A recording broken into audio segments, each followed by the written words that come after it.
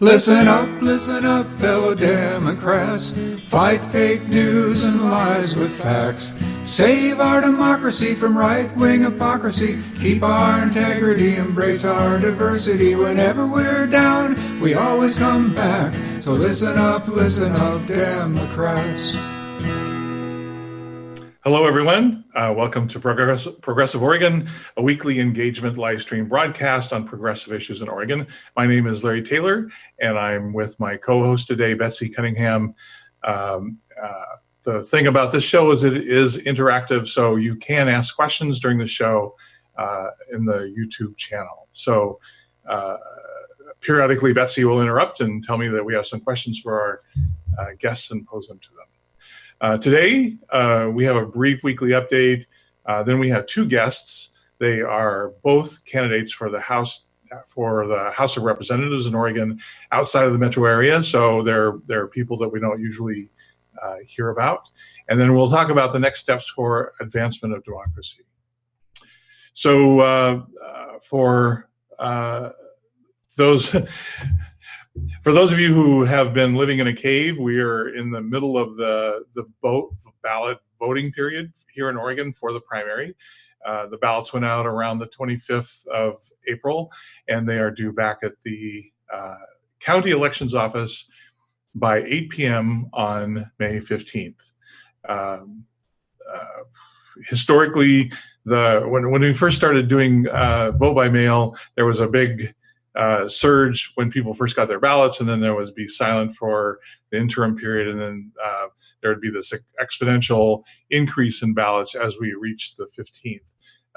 The initial surge is now diminished, and so what we're seeing is a really slow ramp up to election day, and so most votes seem to be cast just before the 15th. The thing to remember is that by about May 12th, you cannot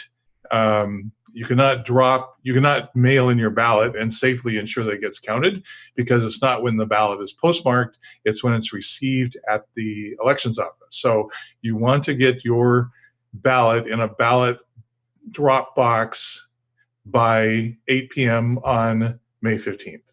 And then you can go out to one of the many parties across the state and celebrate. So before we go into our first guest, I just wanted to show the difference in the voter registration in the two districts. So we have House District 53, which is smack dab in the center of Oregon in the blue color. And then we have House District 2, which Megan represents, which is in the green color. What's interesting is the difference in the population, because when every 10 years they do the census, and then they adjust the boundaries of each of the districts. So all the districts are roughly equal in population. So I think what this reflects is the surge in people moving to the Central Oregon area, and I don't know, I guess less movement into the Douglas County area. What's also surprising is the strength of the Democrats in Central Oregon versus Southern Oregon, and I think that's also due to the influx of people into the area. So even though they're both considered rural counties, and usually the eastern counties are more conservative, Bend is the exception. So our first guest today is Megan Salter. I met Megan a couple of months ago when I visited Douglas County. Welcome, Megan. Hi, Larry. Thank you so much for having me. Well, thank you for being on the show. We love hearing what's going on around the state, because in addition to being common themes, there are differences amongst them, and that's really cool to learn about. So you're running for House District 2, and what's interesting about your race is that you get a pass in the primary because you don't have an opponent, but you have two Republicans fighting it out for the Republican nomination, and then you'll face off whoever wins the primary in November. So yes, so there are two Republicans in the race. But Dallas Hurd, who was the incumbent, and he still is on the ballot as a Republican candidate for House District 2, he has been appointed to Jeff Cruz's old state Senate District 1 seat. And so, although there are 2 of them on the ballot, we assume that Gary Leaf will take the nomination because he has also been placed as the incumbent for House District 2. It's been a strange few weeks waiting for conventions to figure out what was going to happen. But the race for me has never been about who I was running against. It's always been about what I am running for. And so I've just been trying to focus on that. But it still is nice to have some answers and know who I will be opposing in the general election. Wow, it'll be interesting to see how many people vote for the person who will not be winning. Yes, it will be interesting on primary election nights. We had a story from a canvasser saying that people were confused about the difference between a voter's pamphlet and a ballot, Wow. which is not a good sign. No. There's a lot of education still to do. So tell us about your race and how are you positioning yourself in a district that is tending conservative? So, right now I'm going to a lot of events. I'm doing a lot of house parties. I'm trying to just get my name out there and really talk to people locally and hear the issues that they're concerned about. It is a very rural conservative area, and for the last several years, the seat has been held by a Republican. But in the last election, Dallas Hurd ran unopposed, and so democracy doesn't work when one single person just continues to put their name on the ballot and win because of that. And so I'm honored to have my name on the ballot, to get my name out there, to be out there talking to voters and listening their issues, their concerns, and so we can work together because we're not seeing results down in Southern Oregon, and that's very unfortunate. When you're saying you're not seeing results, do you have some examples? Well, looking at the past voter record, it seems that the incumbent has just been no pretty much every single time. And so it's unfortunate.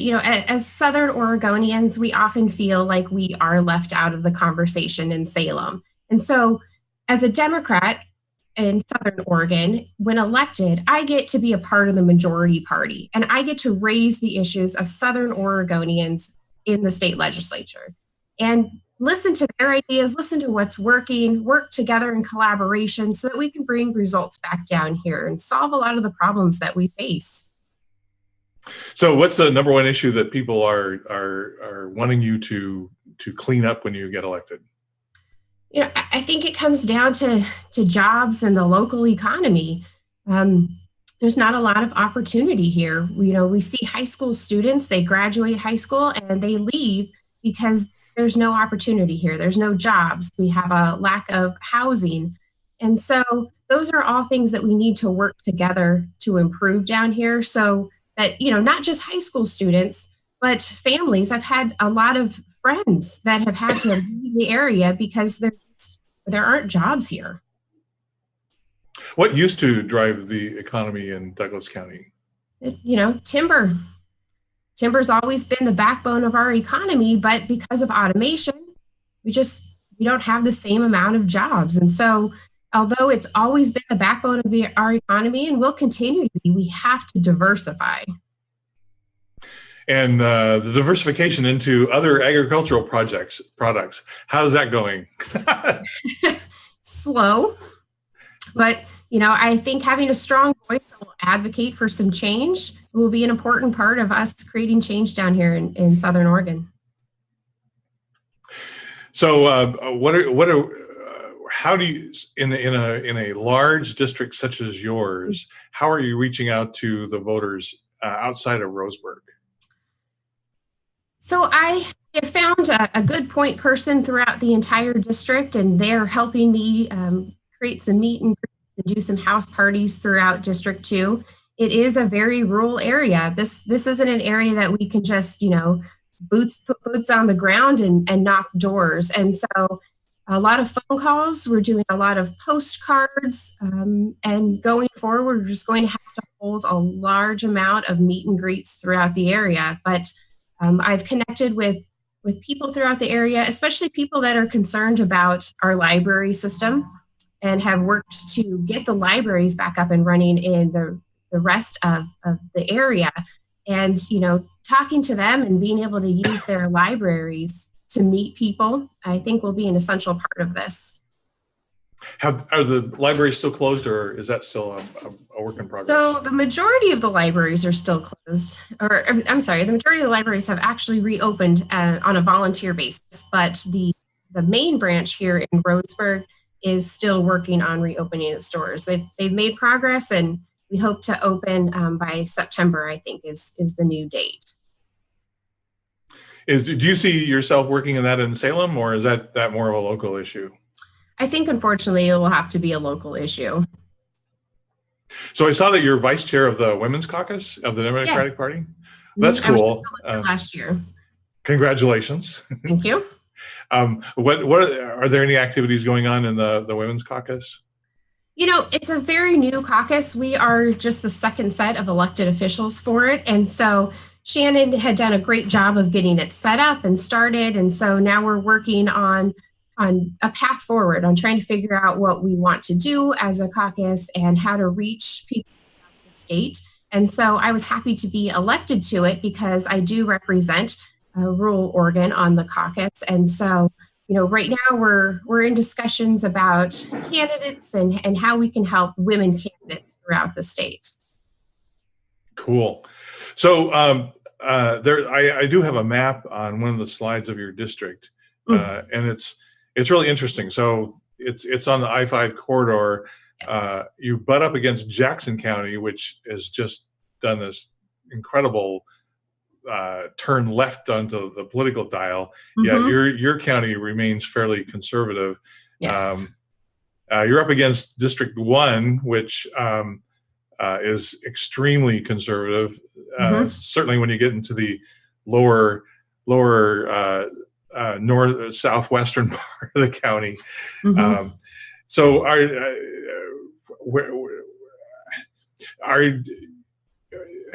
so you have an interesting position where you don't have to run for the nomination. So you're gonna be the nominee for the Democratic Party for your district, but then you have to reach out to everyone for the general. Yes. Are you delving into the non-affiliateds? Absolutely. We have more non-affiliated voters in District 2 than Democrats. I believe it's 35% of people in the district are non-affiliated, whereas 25% are Democrats. And so that will be an absolutely essential part of our outreach. So we'll be making lots of phone calls, and in areas where we can knock doors, we will knock doors. And are you doing that now, or are you holding that for the last half of your campaign? We have started with phone calls right now, and then after the primary this summer, we are going to hit the ground running and start canvassing door to door. One of the things that I try to do is get candidates to speak out on issues and exhibit leadership. Have you done anything like that, or are there issues that you could do that with to get the acknowledgement of being the preferred candidate?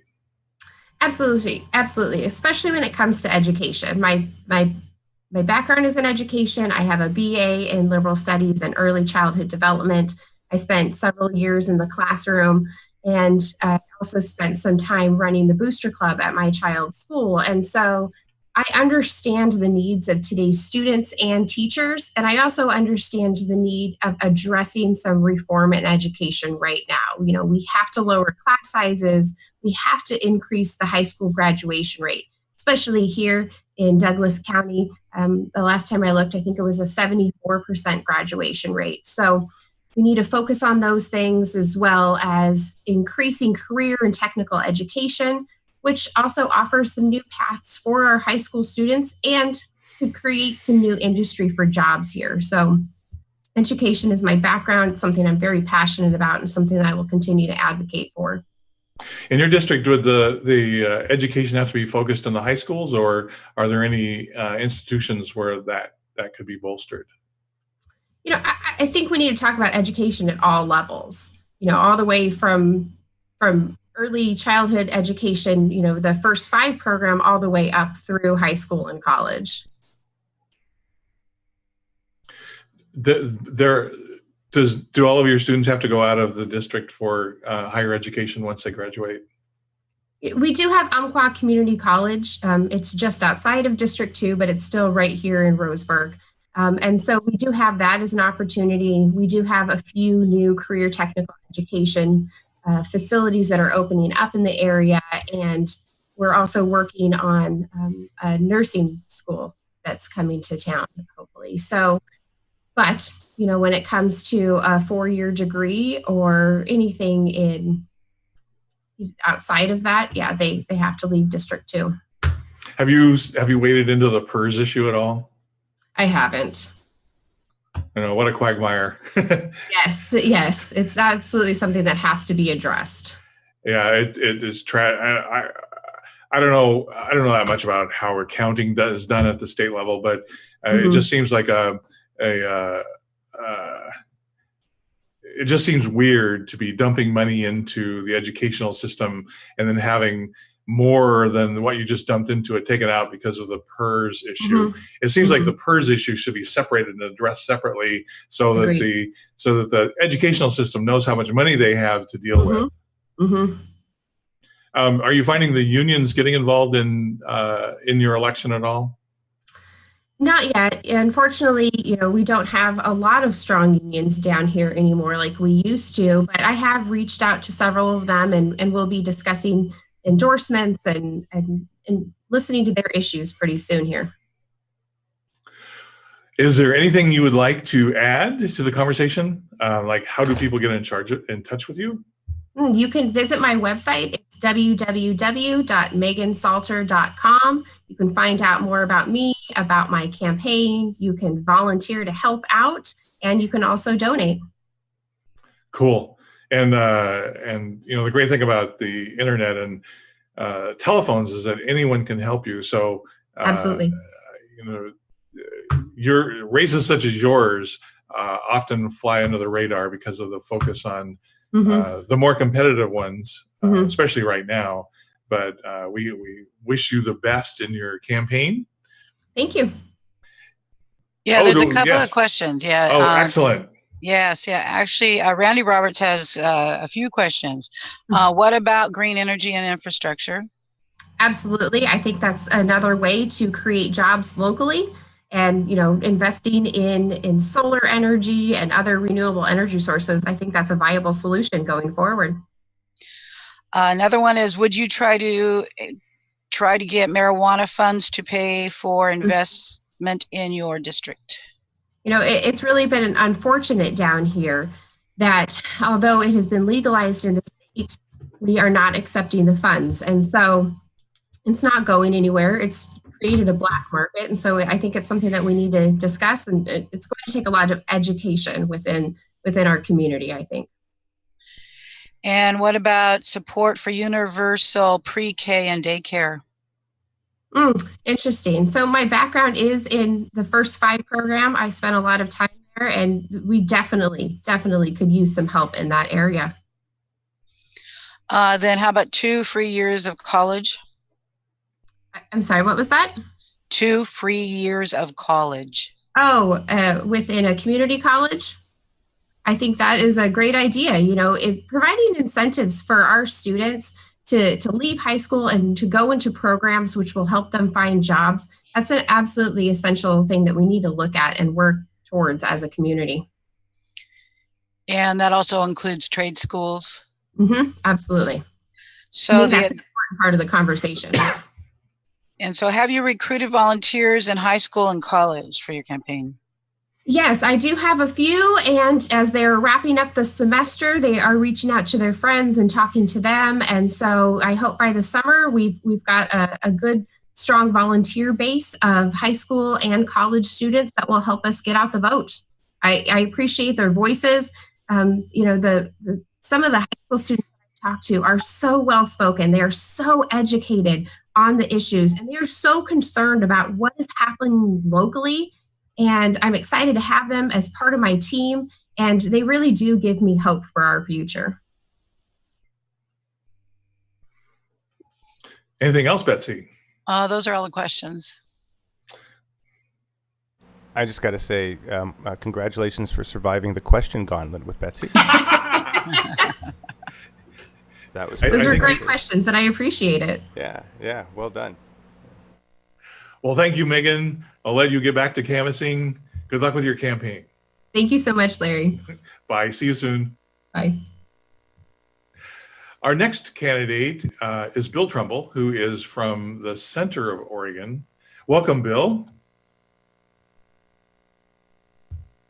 Good morning, and thank you. And I have a map that shows where you're at, which is really interesting because those of us on the west side always considered Bend to be Eastern Oregon, but it's amazingly in the center of the state, and you have half the state, actually more than half the state, to the east of you. And you're in a very interesting district because it's roughly shaped like a donut surrounding Bend. So they put Bend in its own district, and then they made the surrounding area another district. And I think it's the only district in Oregon that's shaped like that. I can understand the logic for doing that, but it does create an interesting shape. Well, when you try to set about 60,000 roughly people in a district, they obviously took 60,000 out of Bend, and then to get the next 60,000, swept a fairly large circle around, and that created this unusual donut. But it's an interesting district of great people, and so I'm looking forward to an opportunity to represent them. And was what I said earlier accurate, that there's been an influx of people, and that's why your numbers are greater than like Megan's district? I think that you're absolutely right. We have seen a large influx of people. Many have come from California, and so I'm hoping that this portends a Democratic increase. And with the excitement and energy we've seen in the races this year, I think this may be the year to see things change in our district. We've been Republican for 18 years. So we're very hopeful. And what's cool about your race is that you are one of the few districts in the state where you actually have choices on both the major parties and a choice in the fall from the results of the primary. That's correct. Congratulations. Thank you. We have 2 Democrats and 2 Republicans running, and so this primary is really important to us. Do you also have other races on the ballot, like county commissioners? We do indeed, yes. So so the non-affiliated have a reason to vote, but they will not see your name on the ballot. So you also had you have a greater percentage of Democrats in your county than Megan does, which I think reflects the influx of people coming in. And so it makes a narrower margin that you need to make up from the non-affiliated. Have you started reaching out to the non-affiliated, or are you focusing on the primary and going to do that later? Focusing on the primary right now because it's a closed primary. Only Democrats can vote for Democrats. And we're about 30% Democrat, 30% Republican, 30% non-affiliated, and 10% everything else. So right now, concentrating on the Democrats, but I have about 3,700 votes to make up because there are more registered Republicans, but with 30% of the population non-affiliated, we'll be concentrating largely there after the primary. So your district is in the center of the state. You have a unique set of issues because of the explosive growth. What in your district? What are the top issues that people are talking to you about? 2 stand out. One is healthcare, and I'm a strong proponent of healthcare for all. And the other is PERS, the Public Employee Retirement System, and the legacy debt that is weighing down Oregon's economy. And so I have a specific solution for that I'm proposing. and that is to raise the lowest in the nation excise tax on by-the-glass beer and wine sales. Not what you buy in a grocery store, not what you buy at the liquor store, but by-the-glass beer and wine sales.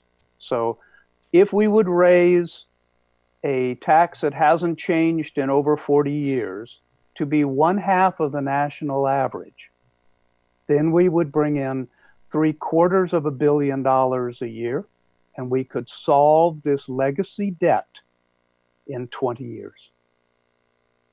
Well, that sounds cool. Have you talked to other legislators, or is that your idea that you'll be moving forward with?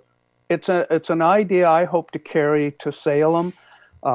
If, of course, I don't succeed in the primary, then I will give my challenger all of that information and ask that they carry it there, because I think it's a really doable solution. And many people have talked all around the issue, but very few people are offering an actual solution. So tell us about yourself. What prompted you to run?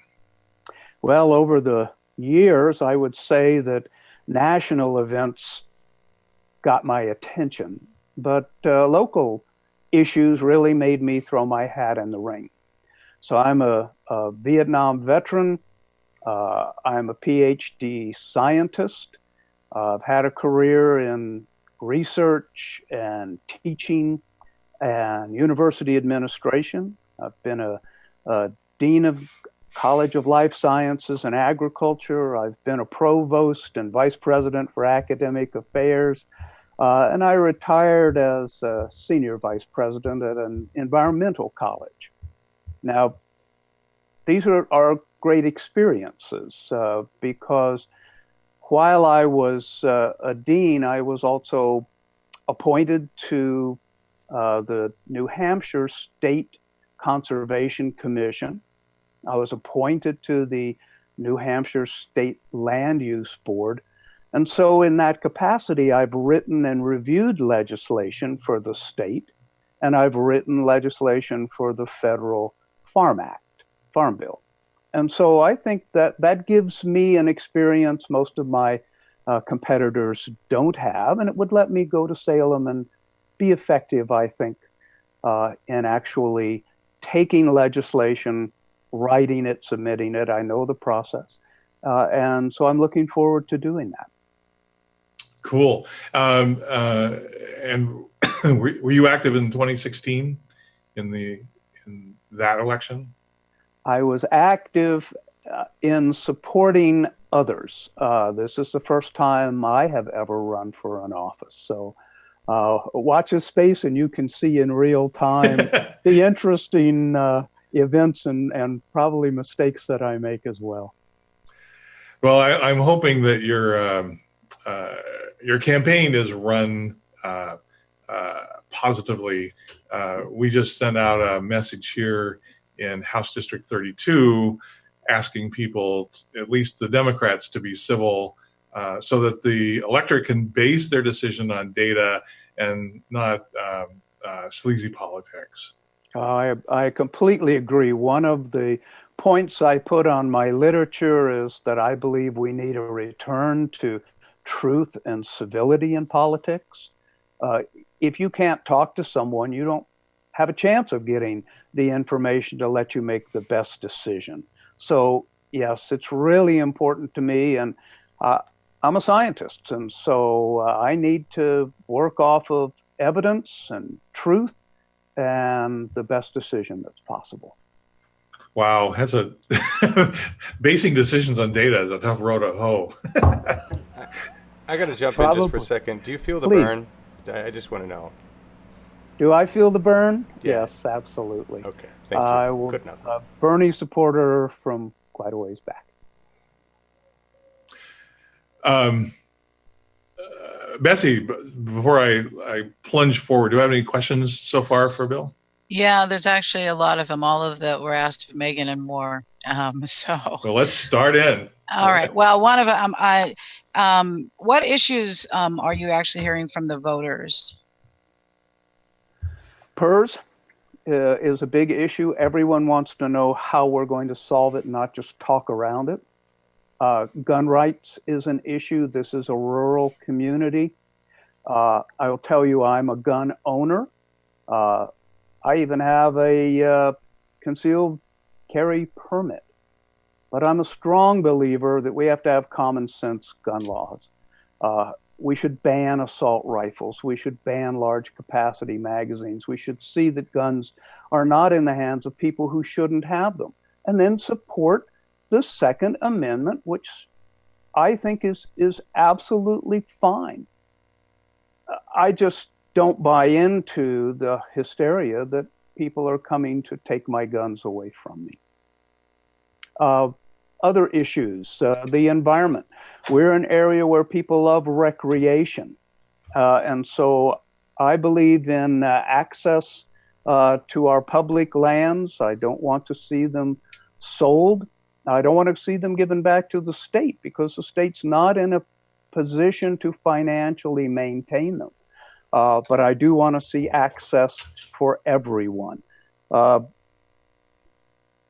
Education is a really big issue. I've toured the schools in this area with teachers to find out what the issues are. And I think there are a number of things that we can do for education. We can give teachers the option to validate what the students have learned before they move on. And there are ways to do this by, perhaps doing problem-based learning, or what we call flipping the classroom, where you provide the information first and then use classroom time to validate that actually students can master that information and use it. And we need a new assessment system for the state. We've seen for years that this constant testing, quantitative testing, isn't working to solve our issues.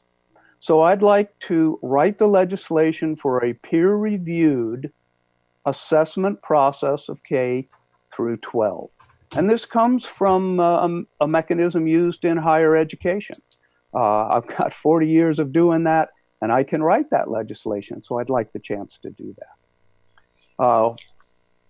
I better stop now, although there are a whole lot of other issues that I can talk on. But let's see if we can get to the rest of the question. Well, then following the education, how about universal pre-K and daycare, as well as 2 free years of college and technical school? I support that. I'm a great believer in CTE, or career and technical education. I think it gives an option to students in what they want to do. Not everyone wants to go on to higher education. 2 years of community college education should be free. And one way to approach doing that is to use any increase in marijuana taxes beyond what was received last year. And I say beyond that because what was received last year is already spoken for. So let's take the new money and let's dedicate that to education, primarily personnel in education, just as we would dedicate this beer excise tax by the glass excise tax to PERS. So that's kind of, I guess, an answer to the question about what would you try to get marijuana funds to pay for investment in your district? Yes. Is that the education? It would be. I would ask that we dedicate any taxes raised for marijuana beyond what was received last year to be dedicated to school personnel. So what about green energy and infrastructure? Excellent question. Green energy is growing faster now in our part of the high desert than any of the extraction-based jobs. So I'm an enormous supporter of green energy, and those jobs will be perfect here. We're an area with a lot of sunshine. I have solar panels on my house. I've just ordered a fully electric car. I'm a believer in this. I taught in a environmental college for a number of years. So I believe in climate change and the need to fix it. And we can't fix it by calling it fake news. So green jobs and green energy are a terrific solution for my district, and I think for a lot of Oregon as well. And you did mention part of what Randy had asked about public land access, but I don't know if I heard you say specifically things about timber, the timber industry. Let me address that specifically then. What I propose is that we need to rewrite the Oregon Products Act. It's about 50 years old. It hasn't been changed much. Many environmentalists say that it's the weakest in the nation. I think forestry should be allowed on public lands, but it has to be done in a sustainable manner.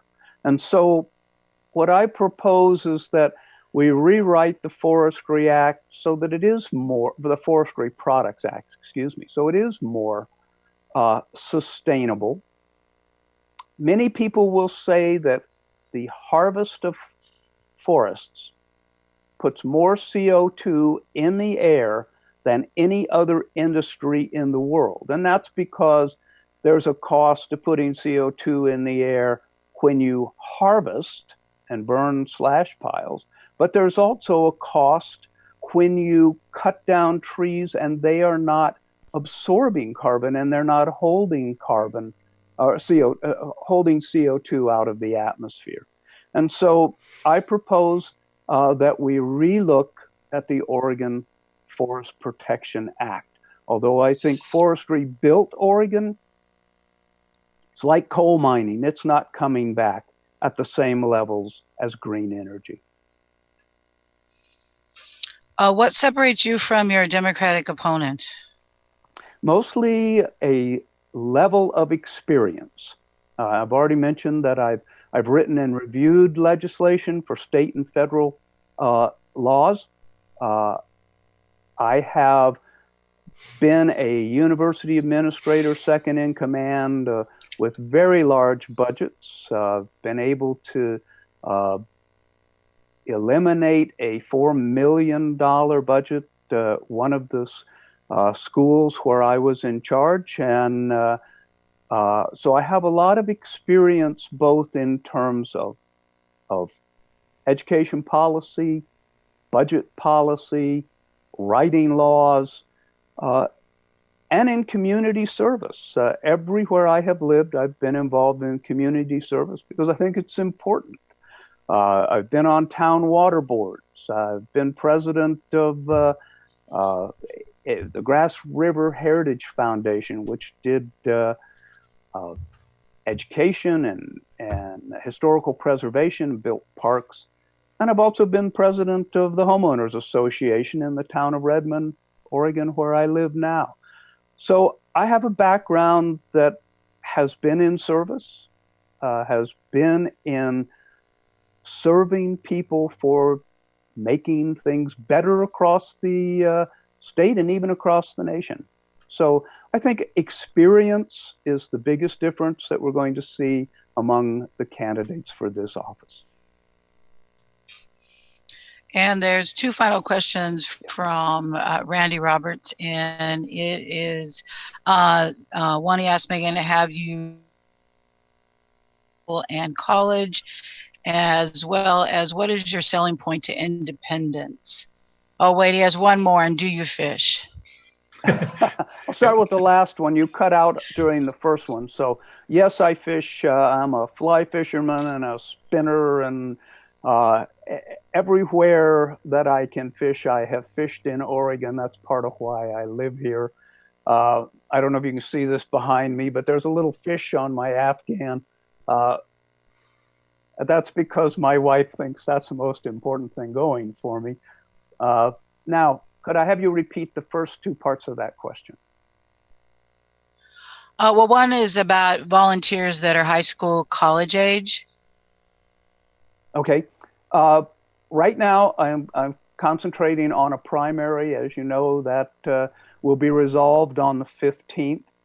But I have a number of friends and a number of contacts within Central Oregon Community College and a number of contacts within the new Oregon State University being built in Bend. And so I have every intention and hope of support from the university students, community college students, and I'm going to ask them to be active volunteers in my campaign going forward. And the other was, what is your selling point to independents? If you have read, as I have, the platform of the Independent Party, I am probably the person who is most in line with all of those platforms of the Independent Party, with maybe one exception. And so for those people who are independents, you're going to find that I agree with your platform. We're going to be pretty much on the same page. And I listen to everyone. I want all the information before I make a decision. And our previous or our current representative for this district, who is not going to run this time, really could have done a better job of meeting with people in this district beyond Salem.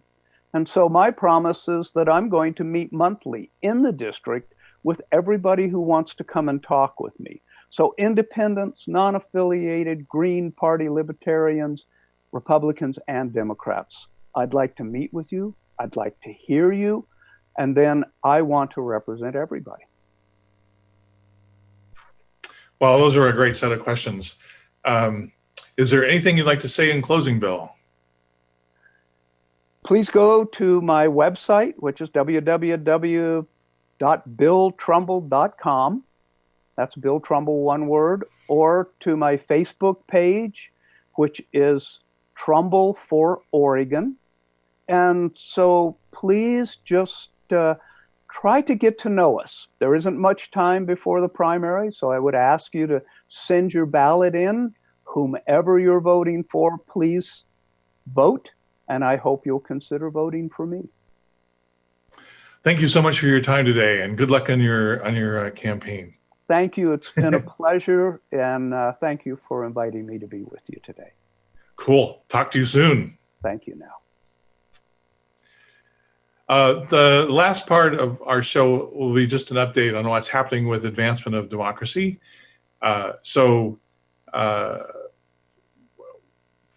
We have a number of programs that will be launching over the next couple of months.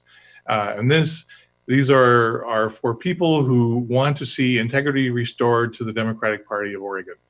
Yesterday, we had once again a discussion about how the Democratic Party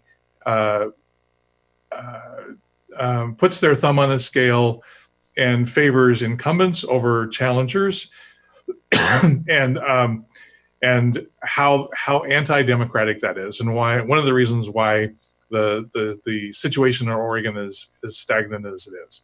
So if you are interested in helping clean up the Democratic Party of Oregon, we would love for you to join with us on this effort. So the mission objectives are listed here. The first thing that we're going to do is continue the study of democracy and the principles of parliamentary procedure. We're finding that it does no good to be a progressive if you don't have the tools in which to stand up for yourself inside of the meetings that you attend. So here in Clatsop County, we had a situation where the chair gavelled the meeting to a close. They explicitly state that they are grounded in Robert's Rules of Order, and it's really not up to the chair to adjourn a meeting. It's really up to the majority of the membership. And it's these kinds of things that we want to ensure that everyone understands what their rights are in the meetings, so that democracy can prevail and it's not just a one-man show. We will be starting our candidate search for 2020. As we've talked about in this show previously, most of the races in Oregon, we know what the result is going to be in November. So the show is really over, except in a few corner cases, like the ones we just, like bills that we just talked to. But what we want to do is start planning now so we can identify the candidates that we want to run in 2020 and get them lined up so that they are not starting from behind when they file for the candidates. We're going to start working on the nominations of people into the different positions across the Democratic Party of Oregon.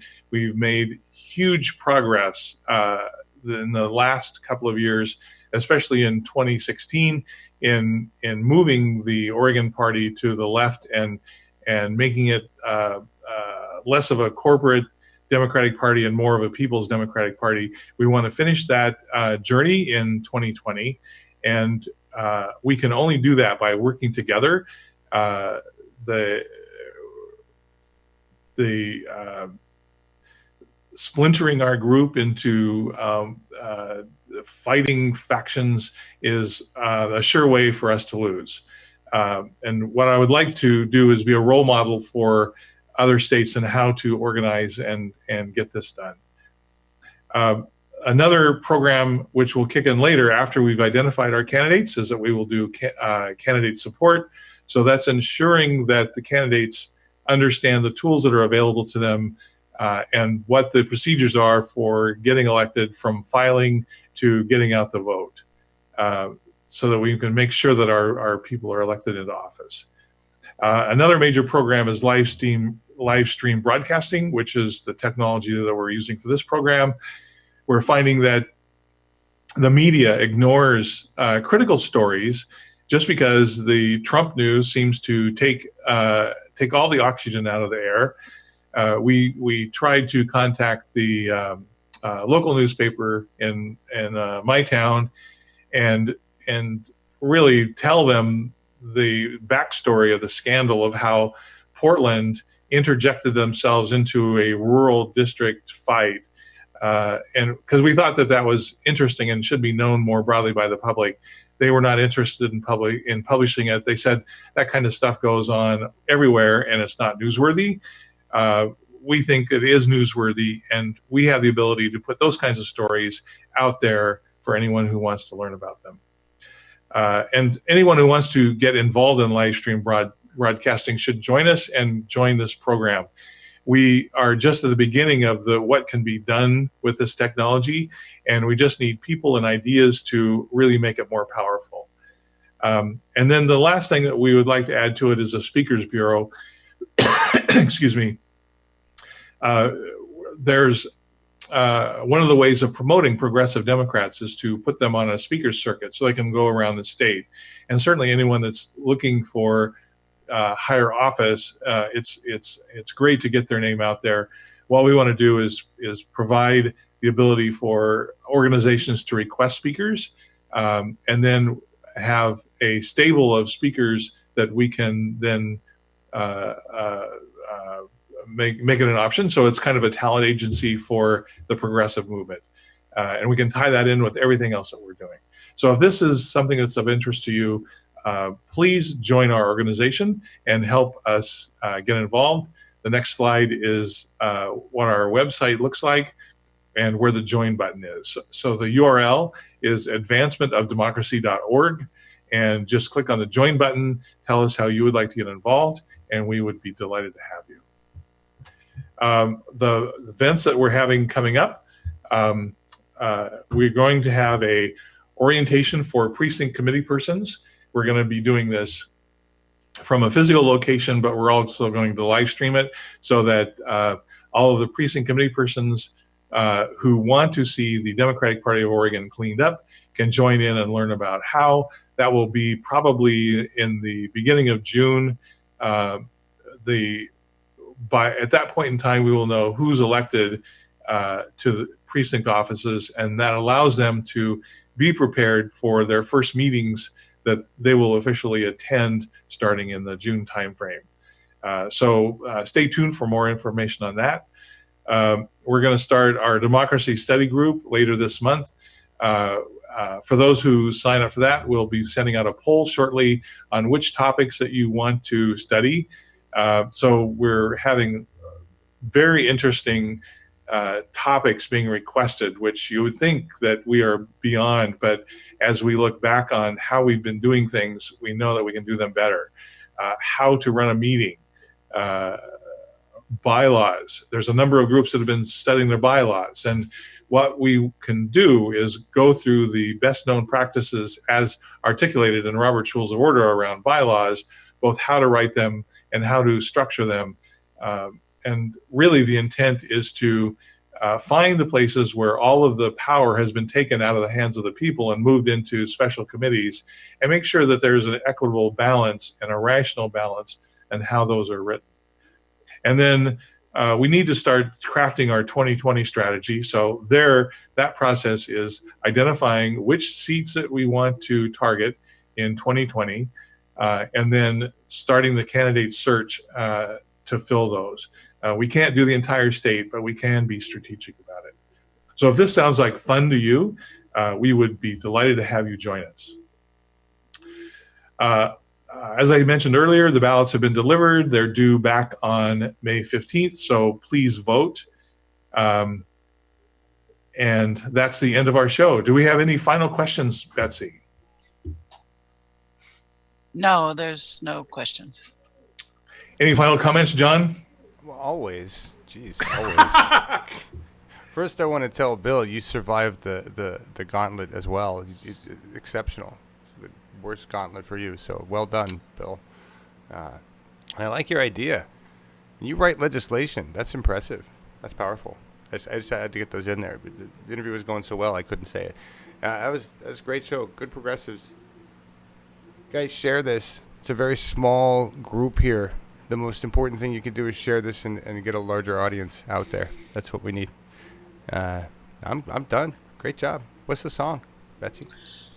Rise Up. It was composed by Sharon Harabar and Jose Vasquez, and it's another song that's part of the Art of Music for the Poor People's Campaign.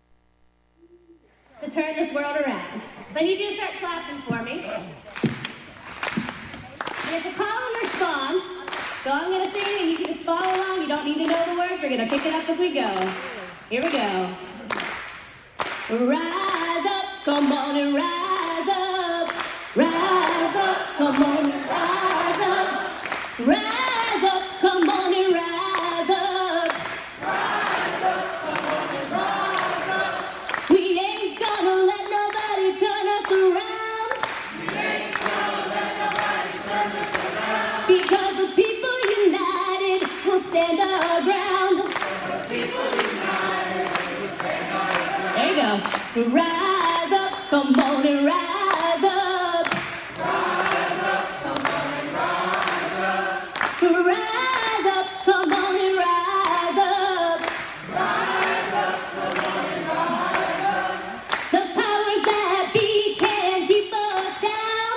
The powers that be can't keep us down. We're gonna rise up and turn the world around. We're gonna rise up and turn the world around. There you go. So rise up, come on and rise up.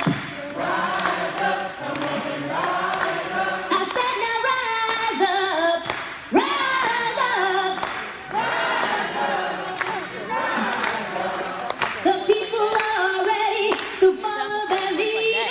The people are ready to follow their lead. We'll put an end to the violence, the hatred and greed. The end to the violence, the hatred and greed. So rise up,